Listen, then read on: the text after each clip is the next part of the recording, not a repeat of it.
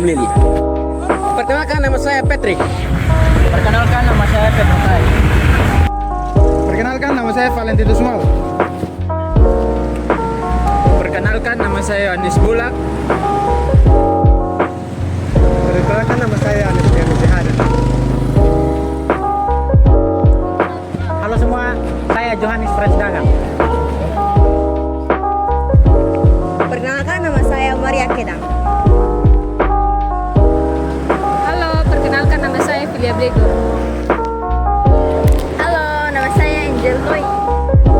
Halo, perkenalkan, nama saya Fitriania. Pada perhitungan simpang apil dan simpang biasa, kami melakukan perhitungan terhadap semua kendaraan yang beroperasi di simpang tersebut. Maka dari itu, kelompok kami dibagi menjadi kelompok-kelompok kecil yang banyaknya sesuai dengan lengan simpang. Setiap kelompok terdiri dari 3 orang yang bertanggung jawab terhadap masing-masing lengan simpang sesuai dengan arah lalu lintas.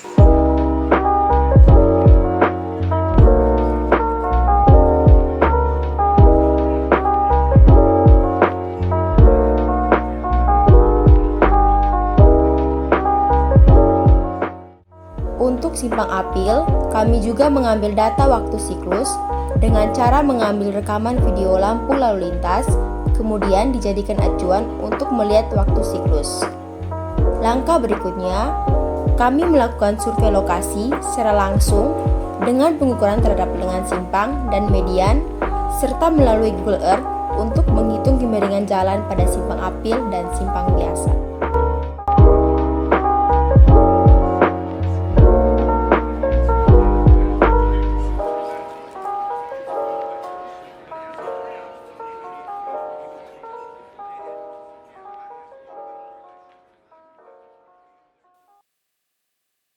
Halo teman-teman semua, perkenalkan nama saya Johannes Dagang dari kelas 5 PJJJ Politeknik Negeri Kupang.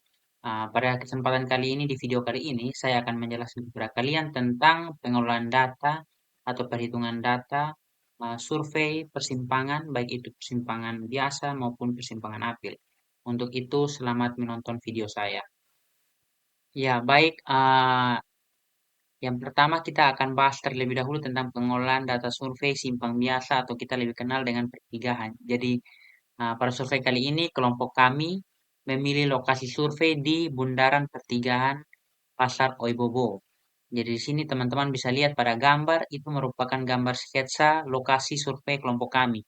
Jadi saya sedikit jelaskan, dari arah utara itu dari arah Pasar Oibobo.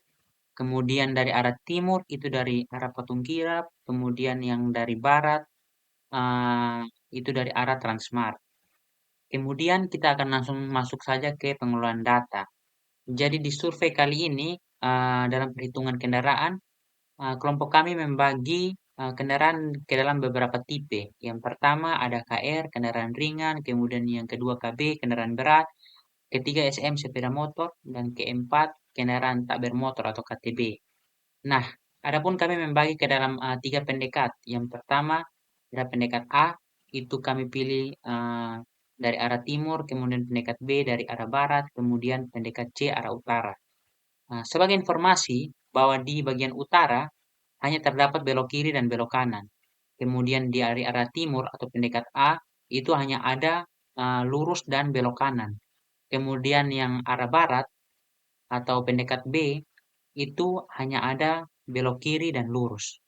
Jadi teman-teman ini sebagai pengantar saja. Kemudian kami pun melakukan survei selama 3 jam dan pada video pembahasan pengolahan data ini kami mengambil 1 jam paling ramai untuk dijadikan pembahasan di dalam video ini. Jadi kami melakukan survei. Di sini kami mendapati bahwa untuk yang paling ramai ada di fase 2 atau dari jam 5 sore sampai jam 6 sore, maka dari itu kami menjadikannya sebagai jam puncak. Nah, dari situ juga kita dapat menentukan nilai EMP yang akan dipakai untuk perhitungan arus lalu lintas. Nah, karena totalnya lebih dari 1000 kendaraan per jam, maka kita pakai tabel yang bagian kiri. Jadi di sini ada jenis kendaraan beserta dengan nilai EMP-nya masing-masing. Ini ada 1 untuk MP, kendaraan sedang pun 1,8 dan SM adalah 0,2.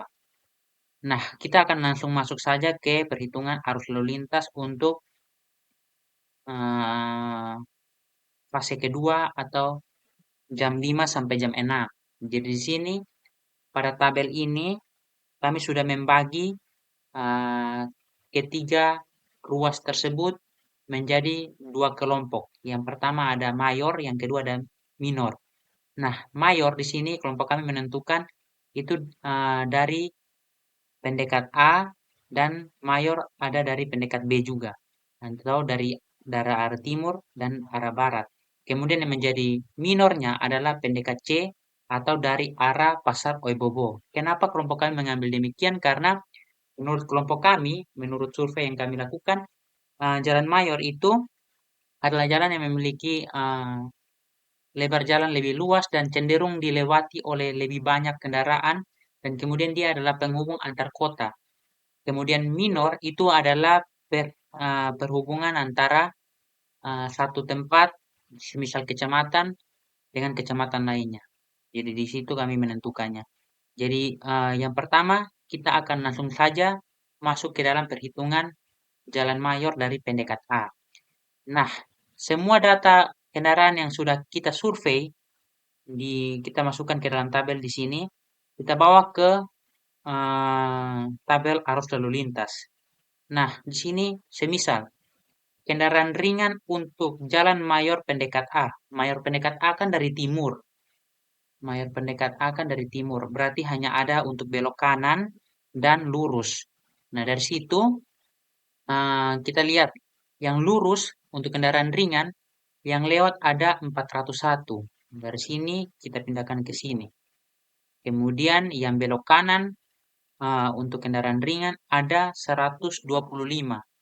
Nah, 125 dapat dari mana? 125 dapat dari sini belok kanan. Nah, itu kita lakukan untuk kendaraan berat dan sepeda motor. Begitupun dengan KTB atau kendaraan tidak bermotor. Nah, kemudian dari kendaraan per jam kita akan antarkan ke SMP per jam. Dengan cara adalah mengalihkan kendaraan per jam dengan nilai EMP-nya. Jadi semisal 401 kita kali dengan nilai EMP-nya 1 menghasilkan 401. Kemudian misalkan di kendaraan berat untuk jalan mayor dari pendekat A yang lurus itu ada 15, kita kalikan dengan 1,8 hasilnya 27. Kemudian sepeda motor dari jalan mayor dari pendekat A untuk yang lurus ada 1002, kita kalikan dengan nilai EMP-nya yaitu 0,2, maka menghasilkan 200,4. Nah, itu pun berlaku untuk yang belok kanan, kemudian yang jalan mayor pendekat B juga. Itu juga berlaku demikian. Nah, kemudian dari situ kita pun akan melakukan total dari kendaraan per jam dan SMP per jam. Nah, kendaraan per jam ini kita menjumlahkan mulai dari kendaraan per jam dari KR, kendaraan ringan, kemudian kendaraan per jam kendaraan berat, dan sepeda motor. Kita jumlahkan sehingga kita mendapatkan hasil 1418. Kemudian begitupun hal yang sama kita lakukan di SMP per jam. Nah, SMP per jam di sini mulai dari 401 tambah dengan 27 tambah dengan 0,2. Sehingga mendapatkan hasil 628,4. Hal yang serupa kita lakukan di belok kanan juga. Belok kanan juga kita lakukan untuk mendapatkan KKB total. Nah, setelah kita mendapatkan KKB total untuk kendaraan per jam dan SMP per jam, langkah selanjutnya adalah kita melakukan perhitungan untuk mendapatkan nilai rasio belok. Di sini, di jalan mayor dari pendekat A, rasio belok, yang namanya belokan itu hanya ada satu, yaitu belok kanan. Untuk itu, maka kita membagi nilai SMP dengan total nilai SMP. Jadi di sini nilai SMP-nya 273,6. Kita bagi dengan 902, maka hasilnya adalah 0,3. Di sini nilai rasio beloknya 0,3. Kemudian yang terakhir adalah kita memasukkan nilai dari kendaraan tidak bermotor. Nah, kendaraan tidak bermotor kebetulan di lokasi survei tempatnya kami itu sangat jarang. Jadi di sini kebetulan di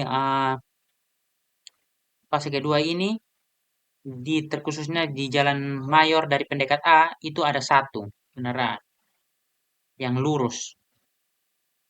Kita kemudian melakukan hal yang sama secara terus-menerus untuk Jalan Mayor dari pendekat B sampai pada kita akan mendapatkan nilai dari rasio belok untuk Jalan Mayor dari pendekat B. Nah, nilai rasio belok di sini hanya ada dari belok kiri karena yang satunya lurus. Jadi di caranya adalah 222,2 kita bagi dengan total dari SMP per jam yaitu 804,8 hasilnya akan mendapatkan 0,28. Kemudian kita pun melakukan total dari Jalan Mayor untuk mendapatkan nilai dari KMI. Ini semua kita total, baik dari KR, eh, kendaraan per jam, kemudian KR SMP per jam, kemudian KB kendaraan per jam, SMP per jam, kemudian SM kendaraan per jam, SMP per jam, kemudian kita melakukan juga di Ki total dan Ki KTB. Nah, langkah selanjutnya kita melakukan perhitungan untuk jalan minor. Nah, jalan minor juga sama caranya untuk menghitung. Masih sama dengan jalan mayor, tidak ada bedanya. Di sini setelah jalan minor kita berhasil input semua, kita melihat bahwa di jalan minor ini memiliki dua rasio belok, yaitu belok kiri dan belok kanan. Untuk itu, caranya adalah untuk 0,31 didapat dari 129, yaitu nilai SMP per jam total dari kendaraan belok kiri dibagi dengan SMP per jam total dari pendekat C itu sendiri. Nah, dapat 0,31. Begitupun yang 0,69 adalah 291,6 dibagi dengan 420,6. Nah, kemudian kita melakukan nilai total, kita melakukan perhitungan. Nah, kemudian kita melakukan nilai total jalan minor untuk mendapatkan nilai KMA. Nah, dengan cara minor tambah mayor. Jadi di situ totalnya sama dengan KMI tambah KMA.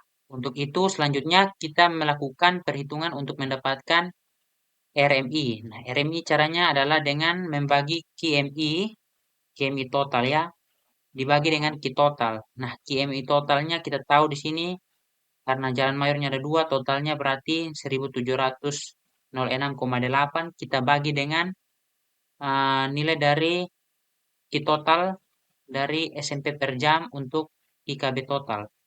Nah, di sini kita bagi dengan 2127,4. Nah, didapatkan hasil 0,802. Untuk RKTB, kita membagi KKTB bagi dengan KKB.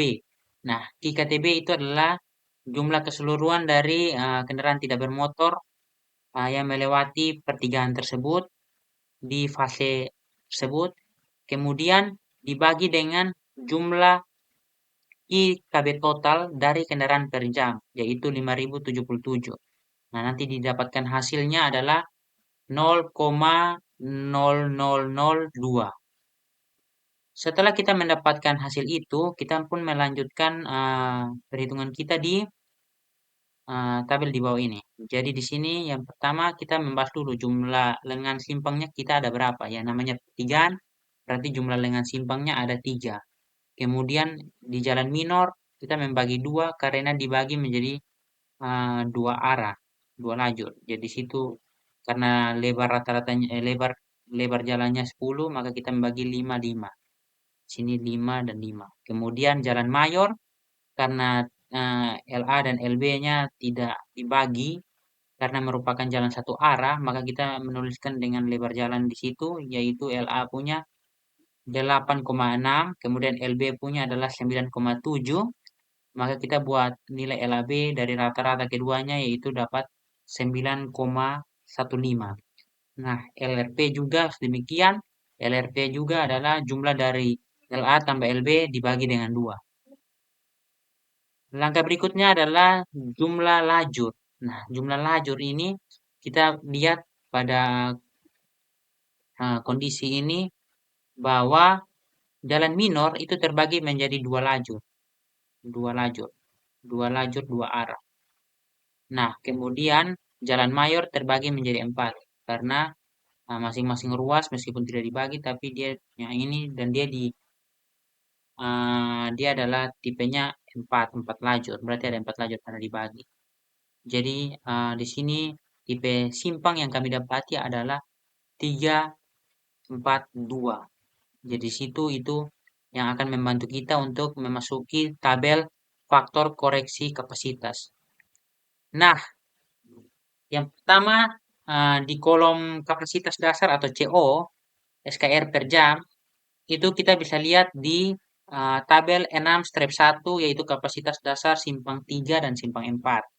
Nah, pada tipe jalan yang tipe simpang yang kita punya yaitu 342 atau 324 memiliki nilai CO dalam SMP per jam ataupun SKR per jam yaitu 3.200. Nah, langsung saja kita sama dengan kita pilih 3.200 di bawah. Kemudian untuk FLP, nah untuk FLP juga tipe simpang mempengaruhi. Nah, tipe simpang kita kan 324. Nah, berarti nilai FLP-nya sama dengan 0,62. FLP-nya 0,62 tambah dengan 0,0646 kali dengan LRP. Nah, kita tinggal kali, kita mendapatkan hasil 1,21. Kemudian pada yang berikut adalah nilai FM. Nah, seperti yang kita tahu bahwa bundaran pertigaan Sorobobo itu memiliki median di tengahnya. Dan median di situ kami sudah mengukurnya ternyata dia lebih dari 3 meter. Maka di situ kalau kita lihat di tabel rujukan yang ada pada panduan, yaitu tabel 6-3 faktor koreksi median pada Jalan Mayor, maka dia terdapat di bagian yang ketiga yaitu median di Jalan Mayor dengan lebar lebih dari sama dengan 3 meter. Maka dia memiliki faktor koreksi yaitu 1,2. Nah, kita langsung sama dengan pilih 1,2 di bawah. Kemudian kita lanjut ke yang berikut yaitu ukuran kota. Nah, tabel rujukannya di sini. Menurut riset yang kami lakukan, jumlah penduduk Kota Kupang sekarang adalah 443.349 juta jiwa orang yang tinggal. Jadi ini di sini masih ratusan ribu ya. Jadi kita lihat pada tabel dengan ukuran kota kecil, populasi penduduk adalah 0,1, maksudnya adalah 100.000 sampai 500.000 orang. Nah, di sini jumlahnya adalah 400.000. Jadi di sini kita pilih tabel yang kedua yang sudah kita warnai, yaitu dengan nilai FUK-nya adalah 0,88. Nah, untuk nilai FHS yang berikut. FHS itu didapati dari nilai interpolasi. Karena nilai FHS itu sangat berpegang pada nilai RKTB. Nah, nilai RKTB dari kita yang kita sudah dapat adalah nilai RKTB adalah 0,0002 yang artinya bahwa dia di antara nilai 0 dan nilai batas bawah 0 dan batas atas 0,05. Maka dari situ kita melakukan interpolasi dan kita mendapatkan hasil 0,90.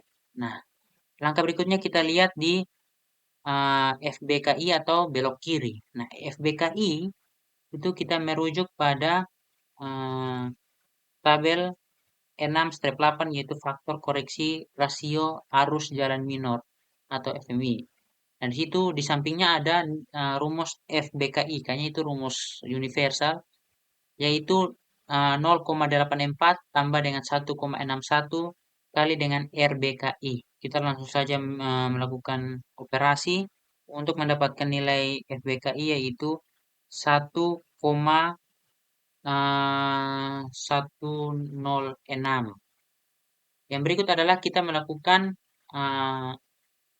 perhitungan terhadap faktor belok kanan untuk tipe simpang 4 dan simpang 3. Nah, di sini karena lokasi kita di simpang 3, maka FBKA-nya adalah dengan menggunakan rumus 1,09 kurang 0,922 kali RBKA.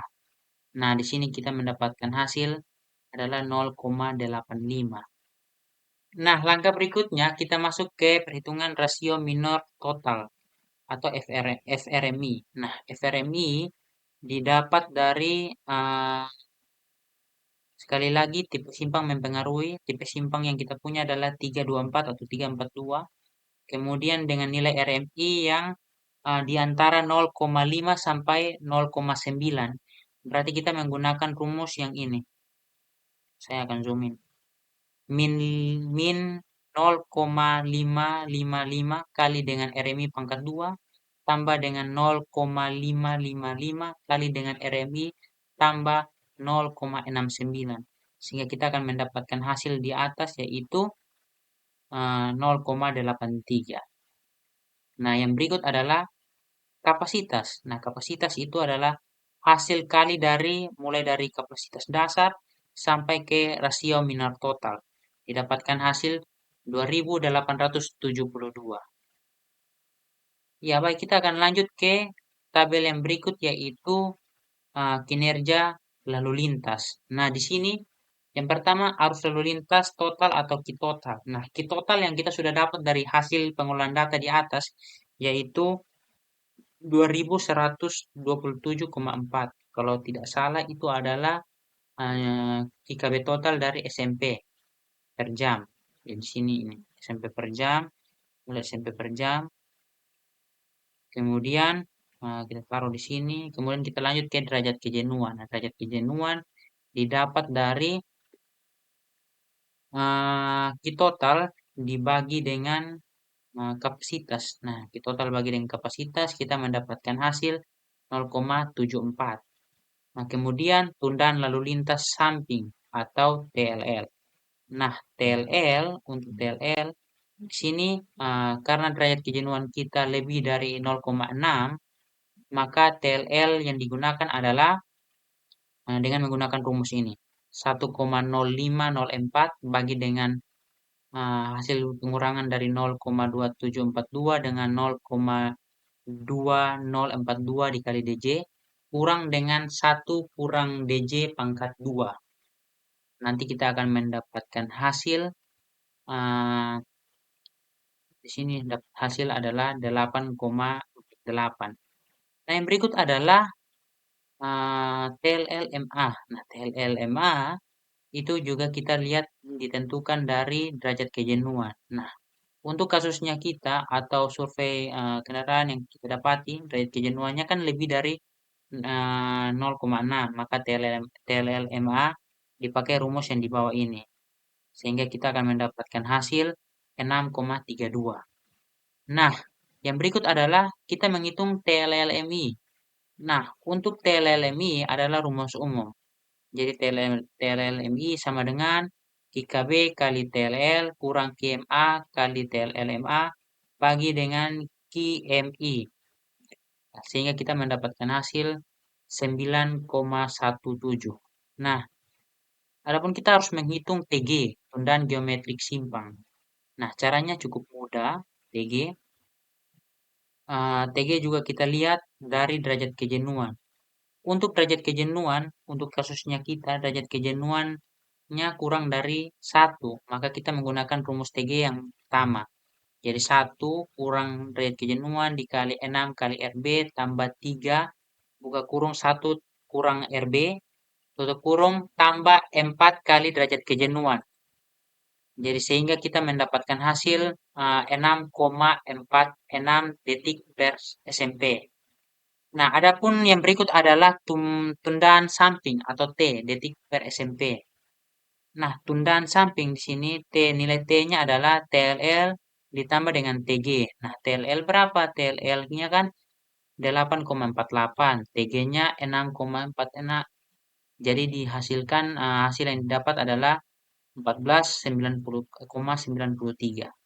Kisaran peluang antrian yang dipakai adalah 22 sampai 44 dikarenakan kita sudah membuat batas bawah dan batas atas. Jadi di sini sudah dipakaikan rumus untuk batas atas dan batas bawah. Itu sebagai pembantu supaya kita bisa menentukan kisaran peluang antrian yang bisa dicapai di sini. Ini rumusnya. Batas atas peluang dan batas bawah peluang. Dengan berakhirnya perhitungan kisaran peluang antrian PA, maka perhitungan survei simpang pertigaan pun selesai.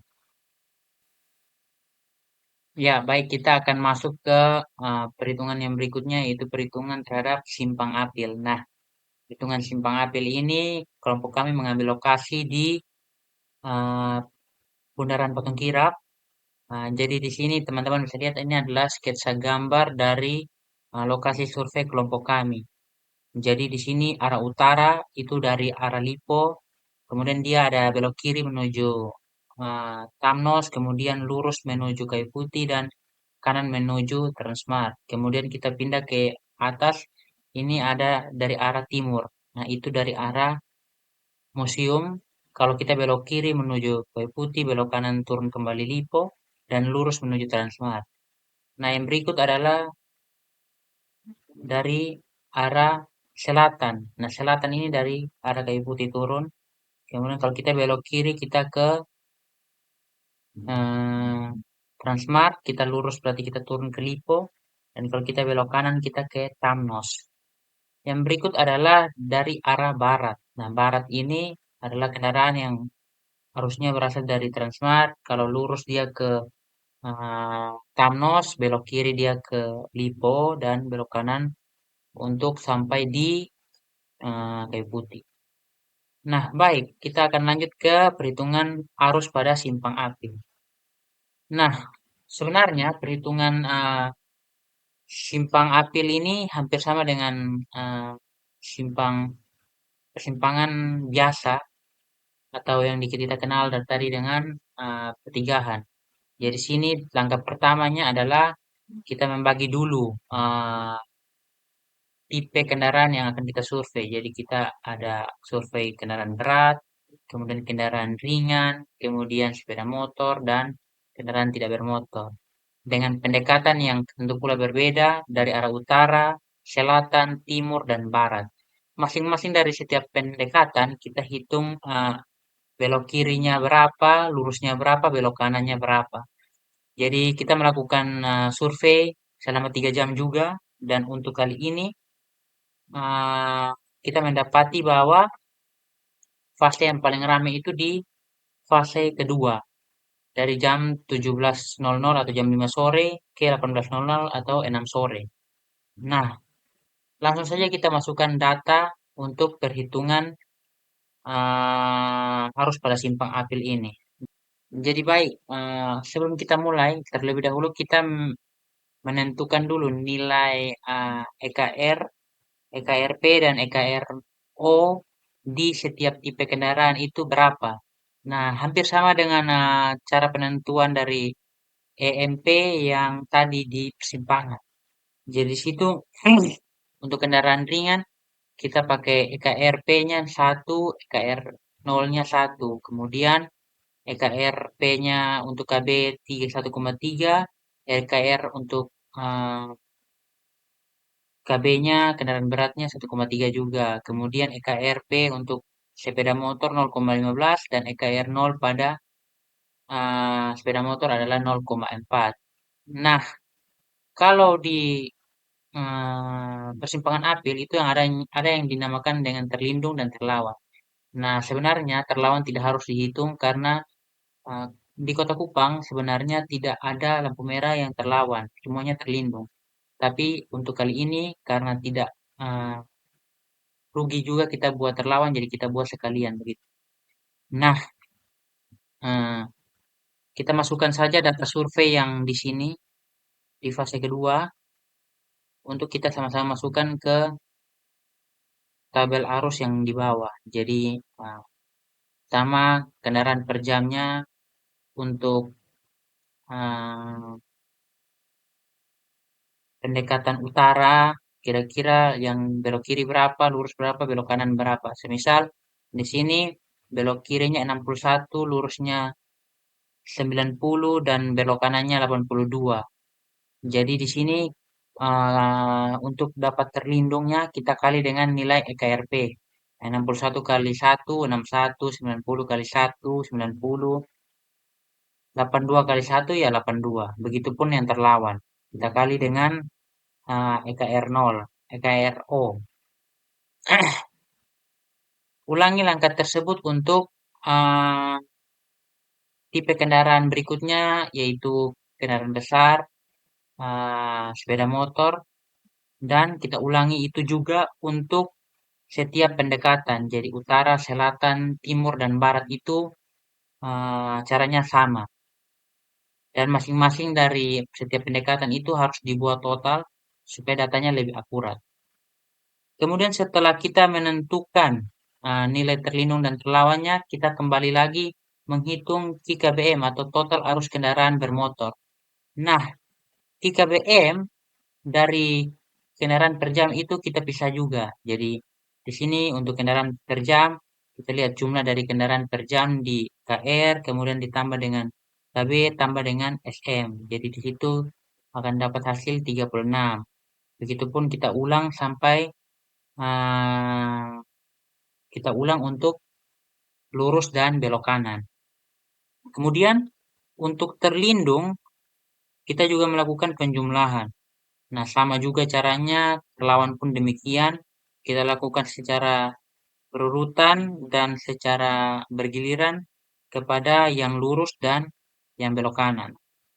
Nah, adapun rasio belok kiri dan belok kanan yang dipisahkan. Nah, tadi kalau di pertigaan dia digabung.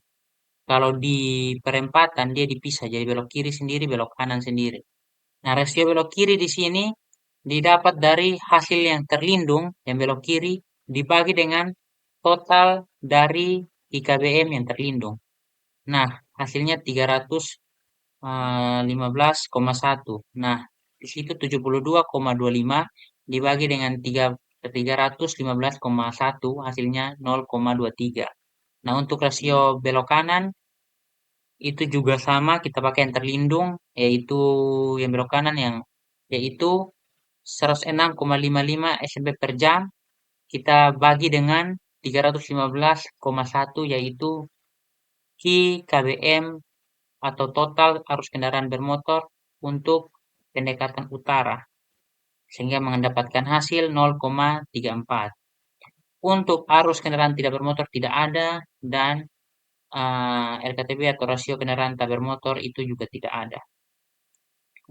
Di sini ulangi langkah tersebut untuk pendekatan selatan, pendekatan timur, dan pendekatan barat. Setelah sudah selesai itu kita akan masuk ke perhitungan kapasitas.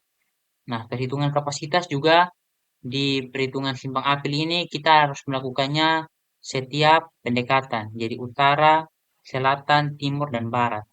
Kemudian ada RBKA dan RBKI. Nah, RBKI di sini itu caranya juga sama. Ini merujuk pada Q49. Kita lihat Q49. Q49 di sini. Jadi semua yang di situ, yang di fase puncak diinput kembali di perhitungan kapasitas. Untuk utara, untuk selatan, untuk timur, dan untuk barat. Kemudian begitupun juga di RBKA. Oke, langkah berikutnya kita masuk ke lebar efektif atau LE. Nah, di sini caranya cukup mudah. Ini kita ambil dari data pengukuran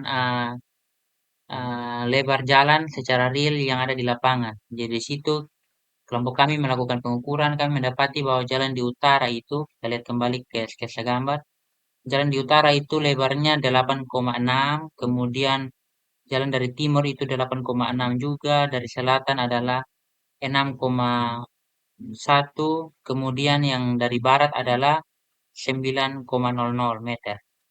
Nah, dari situ kemudian kita dapat lebar efektif.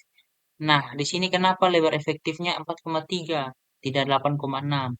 Karena di bagian utara itu dibagi oleh sudah dibagi, jadi lajur dua lajur, sudah dibagi dua lajur. Jadi di situ harus dibagi dua. Jadi 8,6 dibagi 2 jadi 4,3. Begitupun di arah selatan. Selatan 6,1 bagi 2 jadi 3,05.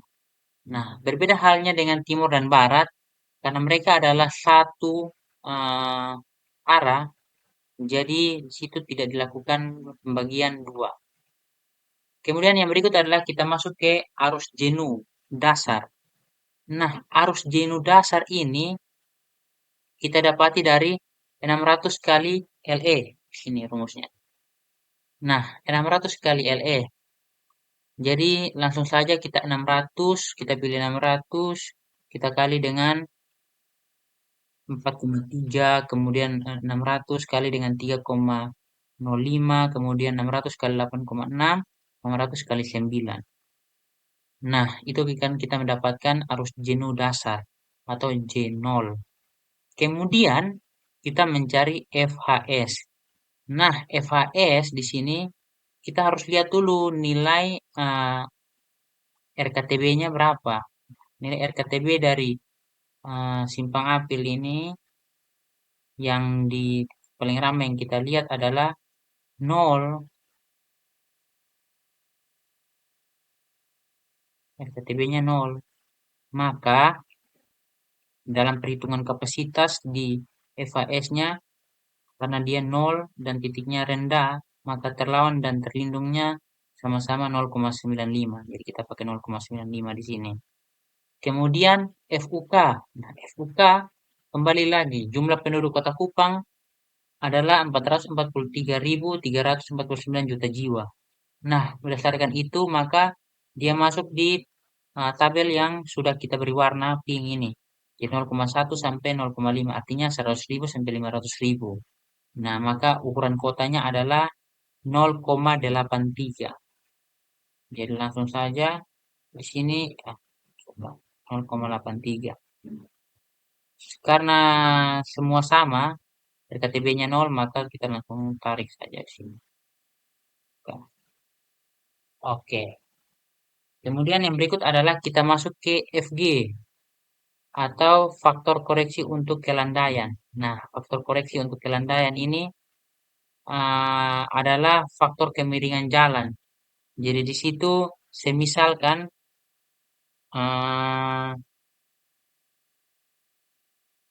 tidak jalan tersebut adalah rata, maka tidak di faktor kelandaiannya adalah 1.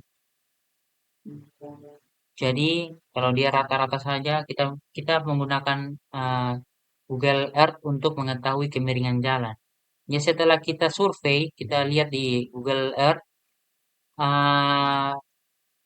yang bagian utara itu memiliki kemiringan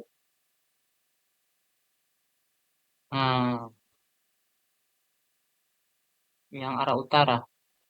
Dia memiliki kemiringan 2%. Kemudian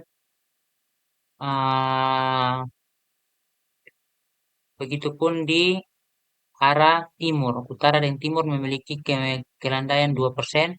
Kemudian yang berikut adalah barat. Barat ini lumayan besar karena pas lampu merah itu ada sedikit penurunan. Ada sedikit turun. Jadi situ kita lihat 0,3 di sini. Tanjakannya itu sekitar 7%. Jadi kalau 7% ya 0,93 faktor kelandaiannya. Nah, oke, kita lanjut di FP. Nah, FP di sini kita menggunakan tabel. Tabel grafik ya, tabel grafik. Jadi di sini FP-nya ini kita lihat berdasarkan jarak dari garis henti ke kendaraan yang parkir pertama. Nah, kami mendapati bahwa di lokasi kami tidak semuanya ada kendaraan yang berhenti, hanya di bagian timur. Di sini saya kasih tunjuk di lokasinya. Karena dari sini di sebelum lampu merah di bagian timur ini ada pangkas satu di sini. Jadi di pangkas itulah biasanya oto-oto berhenti. Sebenarnya ini tidak boleh karena ini mengganggu lalu lintas. Maka dari itu kita mau menghitung kira-kira seberapa besar sih pengaruh yang didampak oleh mobil tersebut, parkir mobil tersebut. Karena itu di arah timur, kita lihat arah timur, FB-nya 0,92. Oke, baik, kita akan masuk di perhitungan yang berikut, yaitu tipe P. Jadi itu ada FBKI dan FBKA. Nah, FBKI di situ digunakan rumus 1,0 kurang RBKI kali 0,16. Nah, di situ hasilnya 0,96. Untuk arah utara atau pendekatan utara, kita ulangi dengan rumus yang sama untuk pendekatan-pendekatan lainnya sampai di pendekatan yang terakhir yaitu pendekatan barat. Kemudian kita lanjut ke FBKI. Nah, FBKI di sini rumusnya itu adalah 1,0 ditambah dengan RBKA kali dengan 0,26. Jadi di situ sama juga kita melakukan perhitungan di bagian utara, kemudian kita ulangi hal yang sama dengan rumus yang sama untuk pendekatan selatan, pendekatan timur, dan pendekatan barat. Yang berikut adalah arus jenuh yang disesuaikan. Nah, rumusnya adalah mengalihkan arus jenuh dasar kali FAS, kali FUK, kali FG, kali FP, kali FBKI, kali FBKA. Nah, hasilnya itu adalah 2089,35. Nah, di situ setelah kami dapat, di situ kami mengulangi langkah tersebut untuk pendekatan berikutnya sampai ke pendekatan yang terakhir. Kemudian yang berikut adalah arus lalu lintas atau Ki. Jadi di situ kita langsung saja nilai Ki yang ada di materi yang simpang apil, arus pada simpang apil di jam puncak. Di situ ada untuk utara ada 315, kemudian di selatan ada 221,5, kemudian arah timur ada 923,3, kemudian arah barat 784,05. Maka dari itu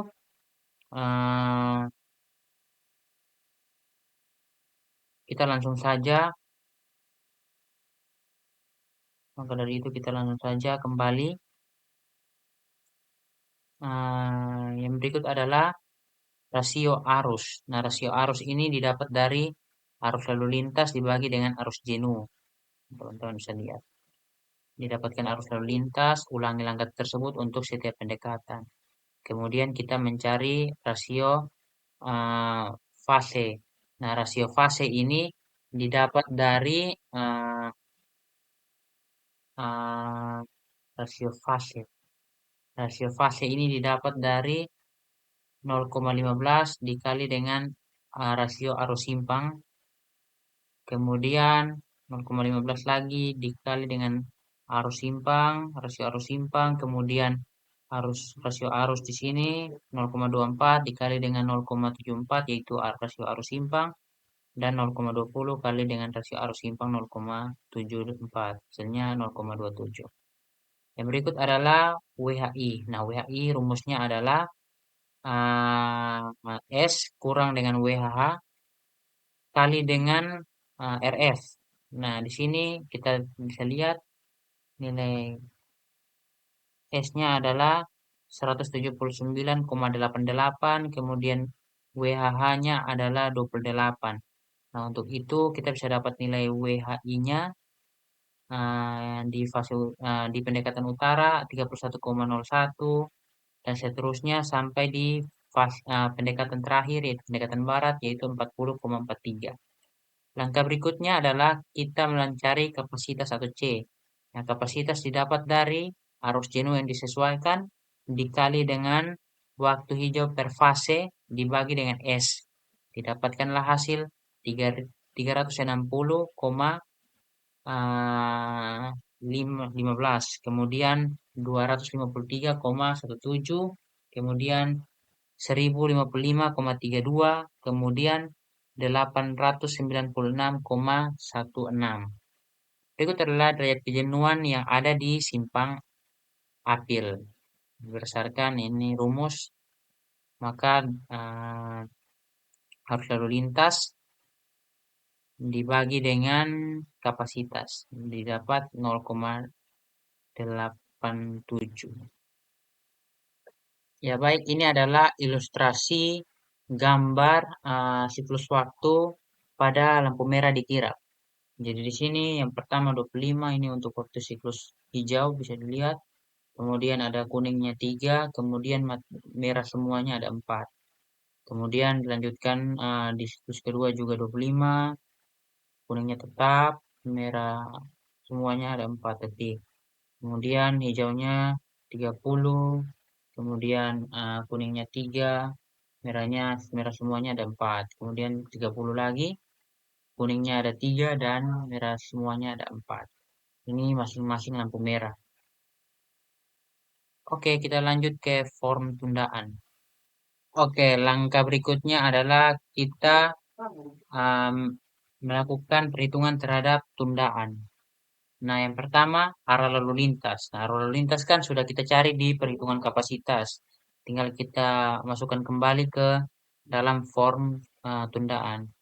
Di sini utara 315,1, selatan 221,5, timur 923,3, barat 784,5. Kemudian kapasitas C itu juga didapat dari perhitungan kapasitas.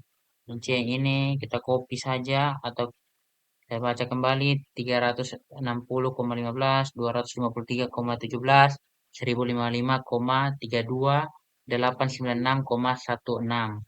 Nah, derajat kejenuhan juga sama, kita tinggal ambil di perhitungan kapasitas. Nah, langkah berikut adalah rasio hijau. Nah, rasio hijau di sini didapat dari fase 1 utara yang hijau dibagi dengan kapasitas atau waktu siklus total. Jadi di sini 25 bagi dengan 138, hasilnya adalah 0,18. Ulangi langkah tersebut untuk waktu hijau selatan, waktu hijau timur, dan waktu hijau barat. Kemudian kita cari nilai NQ1. Nah, NQ1 didapat dari rumus ini 0,25 kali C kali derajat kejenuhan kurang 1 ditambah dengan akar derajat kejenuhan kurang 1 pangkat 2 tambah dengan B kali derajat kejenuhan kurang 0,5 dibagi dengan C. Nah, hasilnya itu NQ1 adalah 1,46 dan kita selesaikan untuk pendekatan-pendekatan lainnya. Kemudian NQ2 di sini rumusnya adalah C kali dengan 1 kurang RH bagi dengan 1 kurang RH kali DJ kali dengan Q bagi 3600. Hasilnya itu adalah 11,75, 8,26, 34,20 dan 29,05. Untuk NQ di situ adalah jumlah dari NQ1 tambah NQ2. Nah, NQ1 kan 1,46, NQ2 11,75. Hasilnya adalah 13,21. Ulangi langkah tersebut untuk pendekatan berikutnya dari utara, selatan, timur, dan barat. Kemudian NQ max. Nah, NQ max di sini kita bisa lihat di tabel yang ini. Di sini kita bisa lihat dan kita tentukan bahwa ketika NQ-nya itu misalkan ada di 18, NQ-nya ada di 18, maka maaf NQ-nya ada di 13, maka NQ max-nya ada di 18. 13, dia di sekitar di sini 13. Kemudian itu kan kita baca grafik. Kemudian kita ulangi langkah tersebut untuk pendekat utara, selatan, timur, dan barat. Kemudian panjang antrian atau PA. Nah, panjang antrian atau PA ini rumusnya adalah NQ kali dengan 20 bagi dengan LM. Nah, di sini teman-teman bisa lihat bahwa NQ-nya adalah 13,21. Kemudian kita kali dengan 20 bagi dengan LM. LM-nya adalah lebar dari belok kiri di utara, karena ini kan kita lihat di kode pendekatan utara. Nah, kita ulangi langkah tersebut juga untuk menghitung yang selatan, timur, dan barat. Masih sama juga, nilai NQ-nya berubah, nilai selatannya juga berubah, yang belok kiri.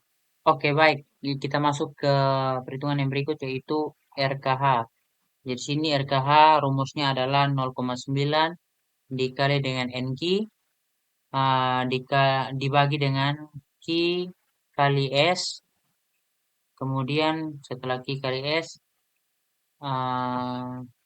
kita kali dengan 3600. Sehingga nanti RKH di sini mendapatkan hasil 1,34. Nah, rumus yang RKH ini digunakan kembali untuk pendekatan selanjutnya sampai ke nanti pendekatan terakhir. Jadi di pendekatan utara, selatan, timur, dan barat. Kemudian kita lanjut ke nilai NKH. NKH ini didapat dari nilai RKH dikali dengan nilai arah lalu lintas atau Q. Jadi di sini NKH di sini untuk yang pertama didapatkan hasil 422,61. Didapat dari 1,34 dikali dengan 315,1. Kita ulangi langkah tersebut juga untuk pendekat selatan, timur, dan barat. Kemudian yang berikut adalah kita masuk ke perhitungan TL atau tundaan lalu lintas rata-rata. Nah, di sini rumus dari TL adalah S dikali dengan 0,5 kali 1 kurang RH pangkat 2 dibagi dengan 1 kurang RH kali derajat kejenuhan ditambah dengan NQ1 kali 3600 bagi dengan C. Jadi sini kami sudah buat perhitungannya dan dia didapatkan nilai 93,07. Kita ulangi langkah tersebut untuk pendekatan selatan, timur, dan barat. Langkah berikutnya adalah kita mencari TG atau tundaan geometrik rata-rata lalu lintas. Jadi di sini TG rumusnya 1 kurang RKH dikali PB dikali 6 ditambah dengan RKH kali 4. Sini rumusnya kita sudah masukkan, kita melakukan perhitungan, didapatkan hasil 4,2. Kemudian kita melakukannya dengan cara yang sama untuk tundaan pendekat berikutnya, yaitu selatan, timur, dan barat. Langkah berikutnya kita mendapatkan tundaan rata-rata dari jumlah dari TL dan TG. Dijumlahkan juga untuk pendekat-pendekat lainnya. Kemudian tundaan total adalah hasil dari arah lalu lintas atau Q dikali dengan tundaan rata-rata. Jadi di sini, ini rumusnya teman-teman bisa lihat. Jadi nanti kita ulangi langkah tersebut untuk pendekat selatan, timur, dan barat. Sehingga nanti kita akan mendapatkan total jumlah kendaraan henti di sini sesuai dengan tabel, dijumlahkan semua. Kemudian rasio kendaraan berhenti juga dijumlahkan semua. Maaf, dibuat rata-rata. Kemudian total tundaan juga dibuat penjumlahan semua dan tundaan simpang rata-rata dibuat rata-rata atau average. Mungkin itu saja pembahasan dari pengolahan data survei lalu lintas simpangan apil. Untuk itu, akhir kata saya Johannes Frans Dagang mengucapkan terima kasih karena sudah menonton video saya. Dan sampai ketemu di next video yang akan saya buat nanti. Oke, see you.